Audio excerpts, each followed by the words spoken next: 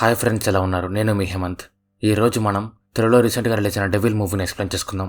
ఇలాంటి వీడియోస్ మీకు మళ్ళీ కావాలనుకుంటే ఇప్పుడే వీడియోని లైక్ చేసి ఛానల్ని సబ్స్క్రైబ్ చేసుకోండి. అలాగే మీకు ఏదైనా మూవీ ఎక్స్ప్లెనేషన్ కావాలనుకుంటే కామెంట్స్లో మాకు చెప్పండి, ఎక్స్ప్లెయిన్ చేసేందుకు ట్రై చేస్తాం. సో ఇంకేమాత్రం ఆలస్యం చేయకుండా వీడియోలోకి వెళ్ళిపోదాం.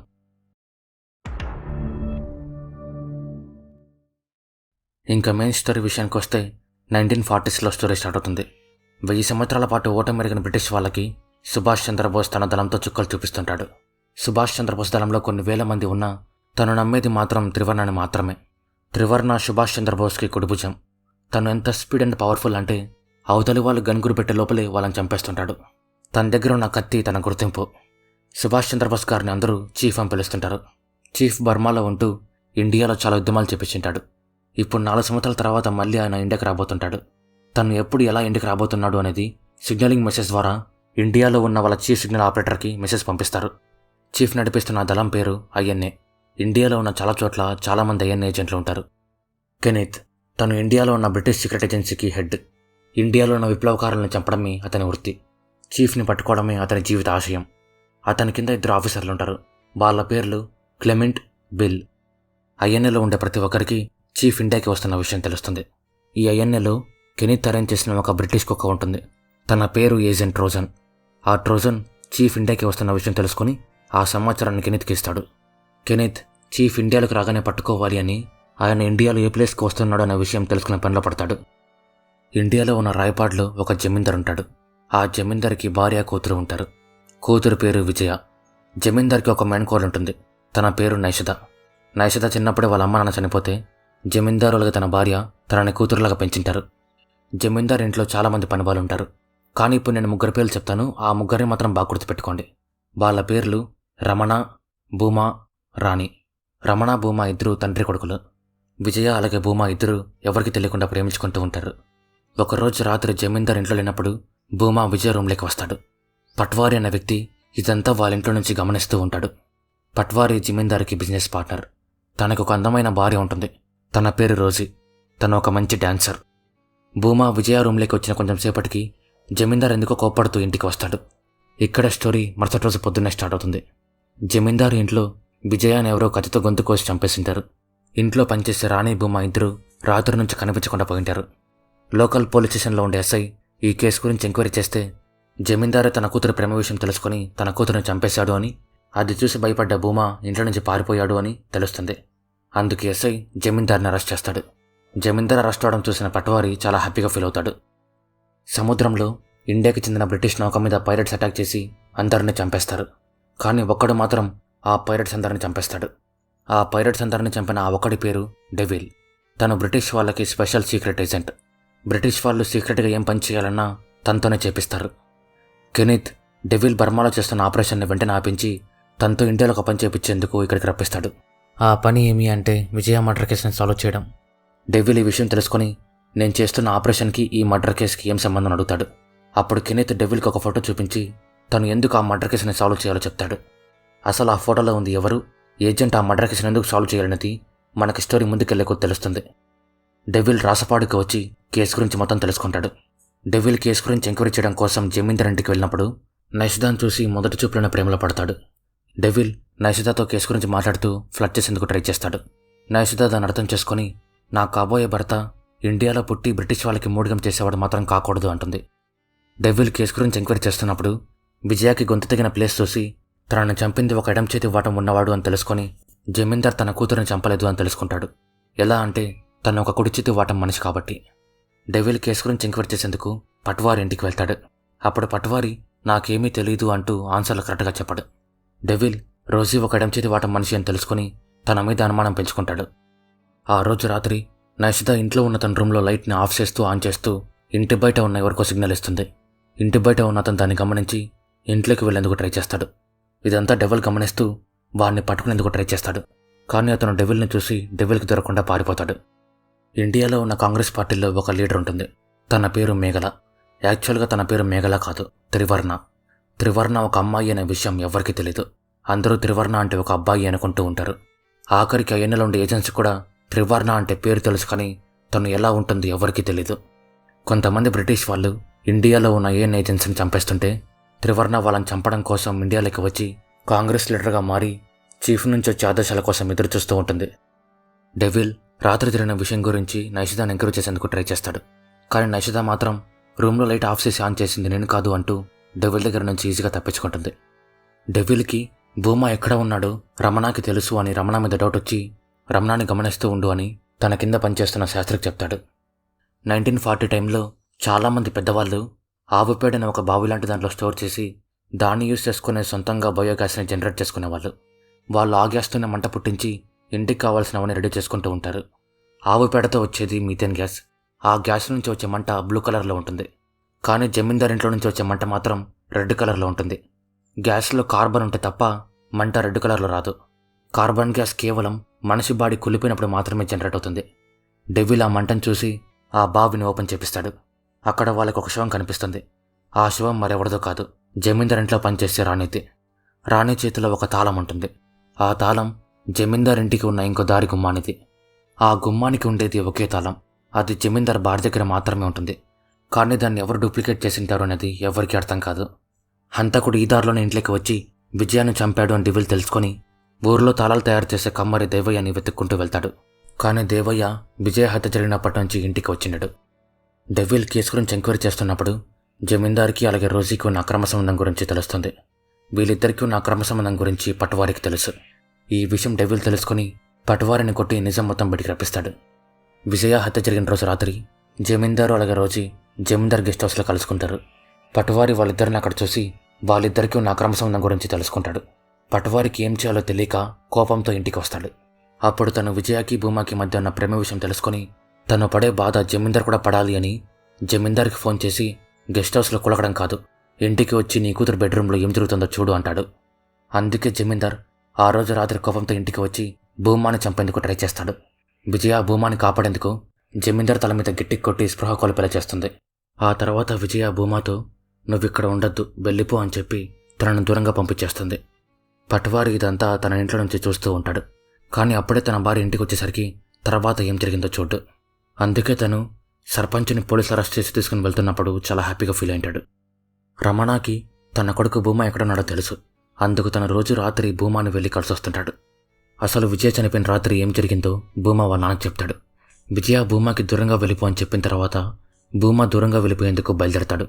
కానీ విజయాన్ని ఒంటరిగా వదిలేసి వెళ్లేందుకు మనసు రాక మళ్ళీ వెనక్కి వస్తాడు. అప్పుడు భూమా ఒకడు రాణిని చంపడం చూస్తాడు. వాడు కూడా భూమాని చూసి చంపుదామని వెంటపడతాడు. కానీ భూమా వాడి దగ్గర నుంచి ఎలాగోలాగా తప్పించుకుంటాడు. రమణ ఆ హంతకుడు ఎవరని అడుగుతున్నప్పుడు ఆ హంతకుడు అక్కడికి వచ్చి రమణాని భూమాని ఇద్దరిని చంపేస్తాడు. డెవిల్ వాళ్ళిద్దరిని కనుక్కునే లోపే హంతకుడు వాళ్ళిద్దరిని చంపేసింటాడు. నైషిదా ఒకరినింటికి పిలిపించే దానికోసం డెవిల్కి పంపించిన భోజనంలో మొత్తమందు కలుపుతుంది. డెవిల్ దాన్ని గమనించి ఆ భోజనం తినకుండా జమీందార్ ఇంటికి వచ్చే వాడెవడో తెలుసుకోవాలి అని వాడి కోసం ఇంట్లో లైట్లన్నీ ఆఫ్ చేసి ఎదురు చూస్తూ ఉంటాడు. నైషిదా ఇంట్లో ఉన్న లైట్లు ఆఫ్ చేస్తూ ఆన్ చేస్తూ బయట వెయిట్ చేస్తున్న అతనికి సిగ్నల్ ఇస్తుంది. నైషిదాని ఇంటికి వచ్చి కలుస్తున్న అతని పేరు సముద్ర. తను ఒక ఐఎన్ఏ ఏజెంట్. డెవిల్ సముద్రాన్ని పట్టుకునేందుకు ట్రై చేస్తాడు. కానీ నైషిదా సముద్రాన్ని తప్పిస్తుంది. డెవిల్ నైషిదాని ప్రేమిస్తుంటాడు కాబట్టి తనను ఏమీ చేయలేకపోతాడు.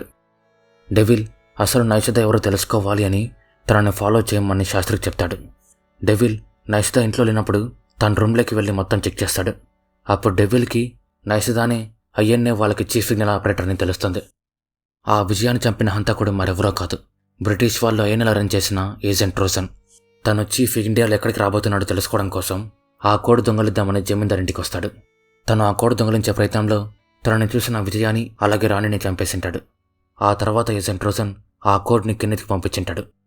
నైషిదా కోడ్ దొంగలించబడిన విషయం తెలుసుకుని ఈ విషయం చీఫ్కి చెప్పి ల్యాండింగ్ లొకేషన్ చేంజ్ చేయించాలనుకుంటుంది. కానీ తను చీఫ్ని కాంటాక్ట్ అవ్వలేకపోతుంది. అందుకు తను ఈ విషయం త్రివర్ణకి చేరవేయాలి అని త్రివర్ణాన్ని చూసిన ఒకే ఒక వ్యక్తి దగ్గరికి బయలుదేరుతుంది. ఆ వ్యక్తి పేరు షఫీ. షఫీ సూర్యోదయం ప్రెస్లో పనిచేస్తుంటాడు. ఆ ప్రెస్లో పనిచేస్తున్న వాళ్ళంతా ఐఎన్ఏ ఏజెంట్లే. నైషిదా షఫీని కలుద్దామని సూర్యోదయం ప్రెస్కి వస్తుంది. కానీ షఫీ చీఫ్ని కలిసేందుకు బర్మాకి వెళ్ళింటాడు. ఐఎన్ఏ ఏజెంట్లు వాళ్ళ ఏజెంట్ని చంపిన క్లెమెంట్ని చంపాలి అని ప్లాన్ చేస్తారు. చీఫ్ కూడా క్లెమెంట్ని చంపేయని త్రివర్ణకి ఆర్డర్లు ఇస్తాడు. ఐఎన్ఏ ఏజెంట్లు క్లెమెంట్ని చంపేందుకు ట్రై చేస్తారు.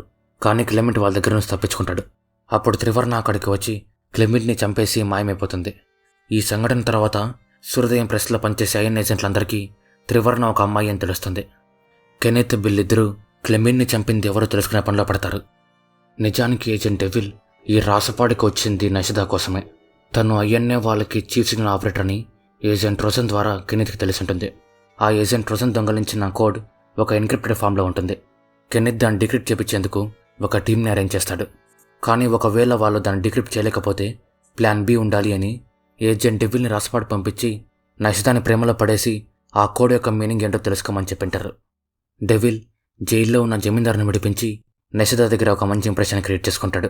ఆ తర్వాత నషిదా వెంట తిరుగుతూ తనతో ప్రేమలో పడేలా చేసుకుంటాడు. నషిదా కోడ్ దొంగిలించబడిన విషయం త్రివర్ణకి చెప్పాలి అని త్రివర్ణాన్ని కలిసేందుకు ఇంకొద్ది రోజుల్లో మద్రాసుకి వెళ్తుంటుంది. ఈ విషయం డెవిల్ తెలుసుకుని త్రివర్ణ ఎవరో తెలుసుకోవాలని గట్టిగా ఫిక్స్ అవుతాడు. కెనెత్ అరేంజ్ చేసిన టీం ఆ కోడ్లో ఉండే ఫస్ట్ లైన్ని డిక్రిప్ట్ చేస్తారు. ఆ లైన్లో చీఫ్ ఏ లొకేషన్కి రాబోతున్నాడో ఉంటుంది. ఈ విషయం కెనెత్ తెలుసుకుని చాలా హ్యాపీగా ఫీల్ అవుతాడు. తను ఇంకా ప్లాన్ బి అవసరం లేదు అని డెవిల్కి చెప్తాడు.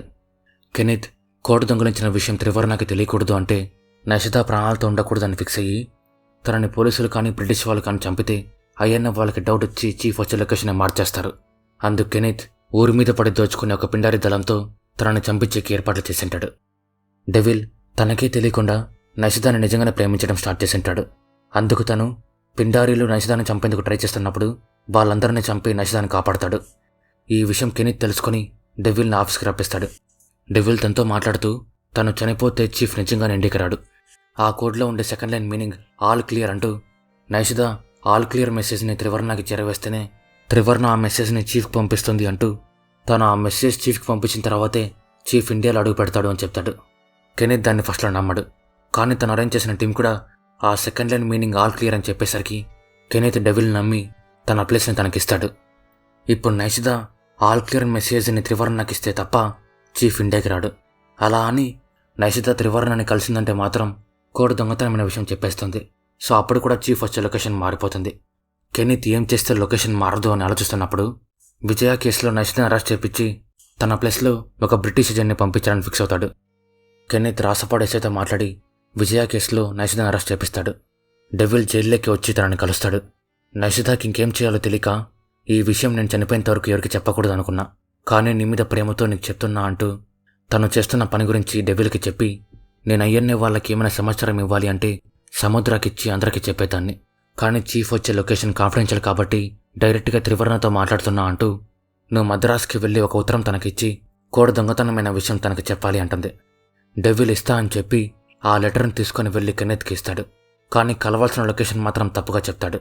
ఎందుకంటే తను కెనెత్కి డౌట్ రాకుండా బ్రిటిష్ ఏజెంట్ దగ్గర నుంచి త్రివర్ణలాగా ఉత్తరం తీసుకొని నషిదా చెప్పిన లొకేషన్కి వెళ్ళి ఆ ఉత్తరాన్ని త్రివర్ణకి ఇద్దామనుకుంటాడు.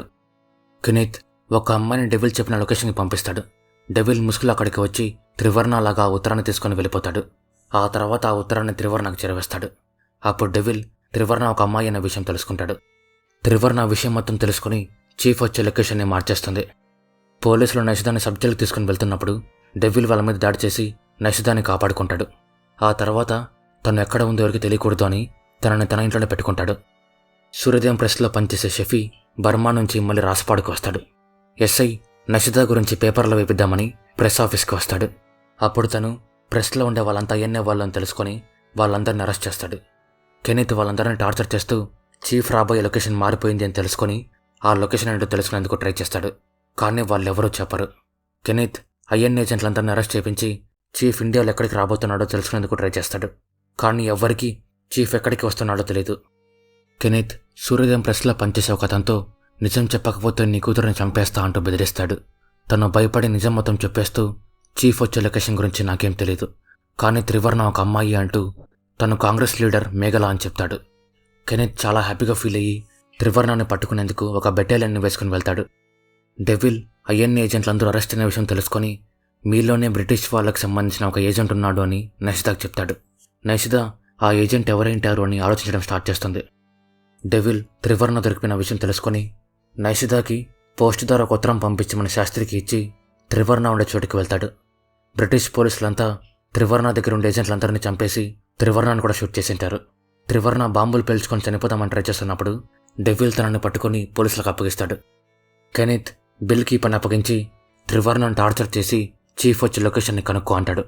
బిల్ త్రివర్ణను టార్చర్ చేస్తూ చీఫ్ వచ్చే లొకేషన్ గురించి తెలుసుకునేందుకు ట్రై చేస్తాడు. కానీ త్రివర్ణ ఆ లొకేషన్ గురించి ఏమీ చెప్పదు. ఇప్పుడే మనకు ఒక షాకింగ్ విషయం తెలుస్తుంది. అది ఏమి అంటే, మనం ఇంతవరకు అనుకున్నట్టుగా మేఘల త్రివర్ణ కాదు, ఏజెంట్ డెవిలే ఆ త్రివర్ణ. ఈ విషయం అక్కడుండి అందరూ తెలుసుకొని షాక్ అయిపోతారు. షఫీకి మాత్రమే ఈ నిజం తెలుసు. మరి మేఘల దగ్గరికి త్రివర్ణ కత్తి ఎలా వచ్చింది అంటే, త్రివర్ణ మేఘల ధైర్యసాహసాలకి మెచ్చి తన కత్తి షఫీకి ఇచ్చి మేఘనకి ఇమ్మని చెప్పింటాడు. ఏజెంట్ డెవిల్ అలియాస్ త్రివర్ణ జైలు లోపల ఉండే బ్రిటిష్ పోలీసులందరినీ చంపేసి తనే త్రివర్ణ అనే విషయం బయట ఎవరికి తెలియకుండా చేస్తాడు. తన యుద్ధ సాహసాల్ని కళ్ళతో చూసిన ఐఎన్ ఏజెంట్లందరూ ఇతన్రా మన నాయకుడు అని చాలా హ్యాపీగా ఫీల్ అవుతారు. నైషిదాకి పోస్ట్లో ఒక ఉత్తరం వస్తుంది. ఆ ఉత్తరంలో చీఫ్ ఇండియాకి వచ్చేందుకు ఇంకా 6 hours మాత్రమే టైం ఉంది, నువ్వు ఒక లొకేషన్కి వెళ్ళి చీఫ్కి ఆల్ క్లియర్ సిగ్నల్ ఇవ్వాలి అని రాసింటాడు. ఆ ఉత్తరం పంపించింది త్రివర్ణ కాబట్టి తను ఆ పని చేసేందుకు సిద్ధమవుతుంది. ఏజెంట్ డెవిల్కి తాళాలు తయారు చేసే దేవయ్య ఎక్కడున్నాడో తెలుస్తుంది. తను దేవయ్యను పట్టుకొని ఆ తాళం తనతో ఎవరు చేపించారో తెలుసుకుంటాడు. ఆ తాళం తనతో చేపించింది చనిపోయిన రాణినే. తను ఆ తాళం చేపించేటప్పుడు 2 ప్రేమికుల్ని కలపడం కోసం తను ఇదంతా చేస్తున్నట్టు దేవయ్యకి చెప్పింటుంది. రాణి దృష్టిలో ఆ 2 ప్రేమికులు ఎవరు అంటే నైషద, సముద్ర. తను వాళ్ళిద్దరిని లవర్స్ అనుకొని సముద్ర దగ్గర నుంచి డబ్బులు ఇప్పించుకొని తను ఈజీగా ఇంట్లోకి వచ్చేందుకు ఆ తాళం తయారు చేపించింటుంది. నైషద ఐఎన్ ఏజెంట్లకి ఏ విషయం చెప్పాలి అన్నా సముద్రకు ఆ విషయం చెప్పి ఐఎన్ ఏజెంట్లందరికీ చెప్పిస్తుంటుంది. కానీ చీఫ్ ఇండియాకి వచ్చే లొకేషన్ గురించి మాత్రం సముద్రకు చెప్పకుండా డైరెక్ట్గా త్రివర్ణతో మాట్లాడుతుంది. ఈ సముద్రాన్ని ఐఎన్ఏలో ఉన్న బ్రిటిష్ వాళ్ళ మనిషి. తను ఆ కోడ్ ఏంటో తెలుసుకోవాలి అని విజయ చనిపోయే రాత్రి ఇంటికి వస్తాడు. అప్పటికే విజయ భూమాని ఇంట్లో నుంచి పంపించేసింటుంది. తను ఆ టెన్షన్లో నిద్ర పట్టక ఇంట్లో అటు ఇటు తిరుగుతున్నప్పుడు సముద్రాన్ని చూస్తుంది. సముద్ర తనని చూసి తను బతుకుంటే ప్రమాదమని కుడి చేతికి దెబ్బ తగిలింటే ఎడమ చేత్తో తన గొంతు కోసి చంపేస్తాడు. సముద్ర కోడి దొంగ నుంచి తీసుకుని వెళ్తున్నప్పుడు రాణి తన బట్టల మీద ఉన్న రక్తం చూస్తుంది. అందుకు సముద్ర తనను కూడా చంపేస్తాడు. సముద్ర తనని చంపడం భూమా చూస్తాడు. అందుకే తను భూమాని అలాగ వాళ్ళ నాన్న చంపేస్తాడు. డెవిల్ ఈ విషయాలను అర్థం చేసుకుని నైషద దగ్గరికి బయలుదేరతాడు. సముద్ర కెనీత్తో మాట్లాడుతూ డెవిలే త్రివర్ణ అనే విషయం చెప్పి, చీఫ్ వచ్చే లొకేషన్ నైషదాకి తెలుసు, నేను తన దగ్గరికి వెళ్ళి ఆ లొకేషన్ కనుక్కొని మీకు చెప్తా, మీరు అక్కడికి వచ్చేయండి అంటాడు. సముద్ర నైషద దగ్గరికి వచ్చి, నువ్వు ప్రేమిస్తున్నవాడు ఏజెంట్ డెవిల్, నీ మూలంగా మన వాళ్ళంతా దొరికిపోయారు, ఆఖరికి త్రివర్ణ కూడా దొరికిపోయింది అంటూ నైషద డెవిల్ మీద కోపాన్ని పెంచుకునేలా చేస్తాడు.